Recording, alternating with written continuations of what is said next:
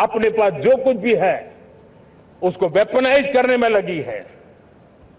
संसाधनों का weaponise, resource का वेपनाइज, पेट्रोल, डीजल, फर्टिलाइजर्स, दवाइयां, टेक्नोलॉजी की चिप्स, इतना ही नहीं भूभाग को भी वेपनाइज किया जा रहा है। और ऐसे समय अगर हम आत्मनिर्भरता मंत्र को लेकर 10 साल सही दिशा में न चले होते तो हम कल्पना कर सकते हैं कि ऐसी चुनौतियों का मजबूती से मुकाबला कैसे करते। और हमारी तैयारियां निरंतर बढ़ती जा रही है।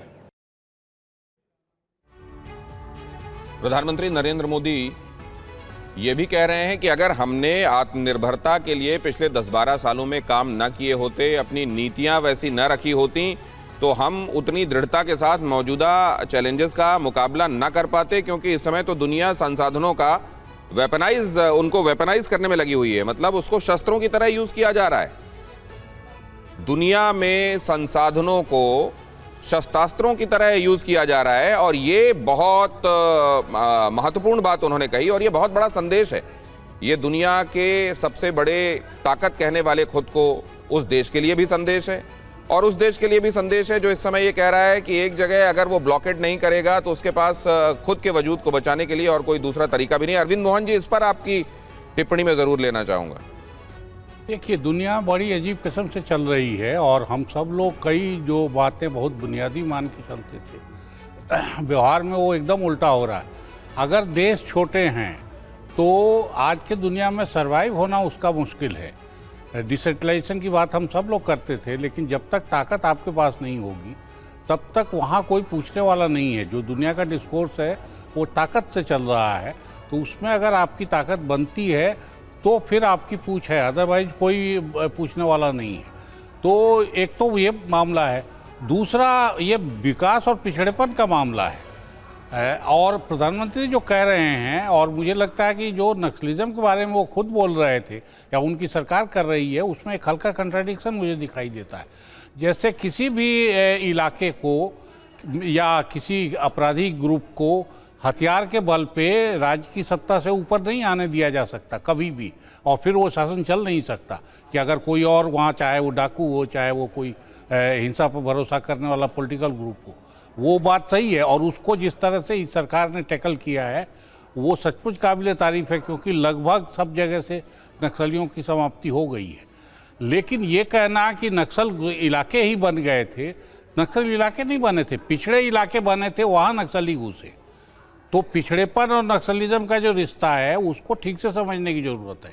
और फिर ये नया शब्द आज उन्होंने कॉइन किया मेरे ख्याल से, दिमागी नक्सल। पहले अब तक अर्बन नक्सल कहा जाता था, कई बार एंटी नेशनल कहा जाता था।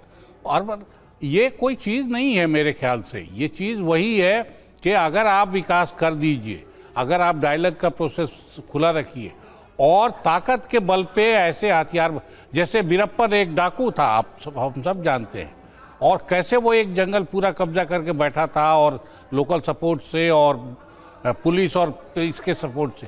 ऐसे ही नक्सलियों का है, कॉर्पोरेट सपोर्ट नक्सलियों को काफ़ी मिला है। लोकल लेवल पे वो रेवेन्यू सब जुटा लेते थे, तो उनको क्रश करना बहुत ज़रूरी था और वो ज़रूरी काम आपने किया। लेकिन इसके चलते पिछड़ेपन की सारी बात या पिछड़ों की सारी वकालत को आप एक अलग तरह के पॉलिटिक्स में ले जा रहे हैं, उसकी ज़रूरत मुझे दिखाई नहीं दे रही है। आप बड़ी पॉलिटिक्स करिए, डेवलपमेंट की पॉलिटिक्स करिए, उन सब इलाकों को डेवलप करके यहाँ ला दीजिए कि बम्बई और कलकत्ता और बंगलोर उसके आगे छोटे पड़ जाएं या उनके बराबरी पे आ जाए, तो फिर नक्सलिज्म अपने आप विदा हो जाएगा। उसको कभी अर्बन नक्सल, कभी दिमागी नक्सल ये कहने की, और नक्सलिज्म कोई ऐसा भूत भी नहीं है। सर, ये एक और चैलेंज जिसका जिक्र प्रधानमंत्री नरेंद्र मोदी ने किया, बदलती दुनिया, बदलते युद्ध, बदलते हथियार। सुनिए। मेरे प्यारे देशवासियों, एक समय था जब मैं आत्मनिर्भरता की बात कर रहा था तो कुछ लोग एयर कंडीशन चैम्बर में बैठ करके सोचने वाले लोग हमें बता रहे थे ग्लोबलाइजेशन का क्या होगा। लेकिन दुनिया देख रही है कि पिछले एक दशक में ऐसा लग रहा है कि दुनिया ने ग्लोबलाइजेशन बोलना ही बंद कर दिया है। जहां से ग्लोबलाइजेशन की आवाज आती थी वो बंद सुनाई नहीं देती है। दुनिया का हर देश अपनी अपनी संभालों के मिजाज की तरफ गया है, लेकिन दुर्भाग्य से इस संकट के कालखंड में कुछ लोगों ने अपना रुतबा दिखाने के लिए संसाधनों को वेपनाइज करने का खेल खेला है। दुनिया अपने पास जो कुछ भी है उसको वेपनाइज करने में लगी है। संसाधनों का वेपनाइज, रिसोर्स का वेपनाइज, पेट्रोल, डीजल, फर्टिलाइजर्स, दवाइयां, टेक्नोलॉजी की चिप्स, इतना ही नहीं भूभाग को भी वेपनाइज किया जा रहा है। और ऐसे समय अगर हम आत्मनिर्भरता मंत्र को लेकर 10 साल सही दिशा में न चले होते तो हम कल्पना कर सकते हैं कि ऐसी चुनौतियों का मजबूती से मुकाबला कैसे करते। धनंजय गिरी मेरे साथ जुड़ गए हैं भारतीय जनता पार्टी की तरफ से अपनी बात रखने के लिए। स्वतंत्रता दिवस की आपको भी बहुत सारी शुभकामना। धनंजय जी, आपकी निगाह में सबसे महत्वपूर्ण एक बात जिसका जिक्र किया प्रधानमंत्री ने।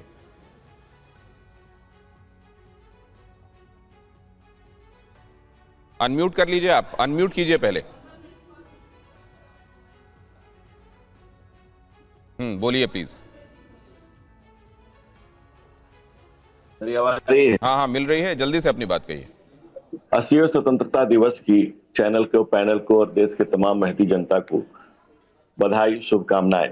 प्रधानमंत्री नरेंद्र मोदी ने अपने चिर परिचित अंदाज में जो लाल किले के प्राचीर से जो कहा, वो यही कहा कि आज हम स्वतंत्र भारत, समर्थ भारत, सबल भारत, आगे बढ़ता हुआ भारत, विकसित भारत और युवा शक्ति को कैसे केंद्रित करके, युवा शक्ति को स्टार्टअप इंडिया, स्किल इंडिया को लेकर के एक एक जन की चिंता, चाहे ग्रामीण भारत की चिंता हो, चाहे सौर ऊर्जा की चिंता हो, चाहे मानवता की चिंता हो, हर चिंता को उन्होंने अभिव्यक्त करने की कोशिश की। इस छोटे से भाषण में, इस अल्प समय में उन्होंने सांगोपांग जो कहा जाता है कि गागर में सागर भर करके रखा। यही कारण है कि आज जनशक्ति नरेंद्र मोदी के पास विशाल जीवन का जो पुख्ता अनुभव उनके पास है, उसको समेट करके उन्होंने भारत के विकास को, विकसित हो रहे, समर्थ हो रहे, सबल हो रहे भारत को, और जिस तरह से हम लोग आज 100 देशों में हमारे आम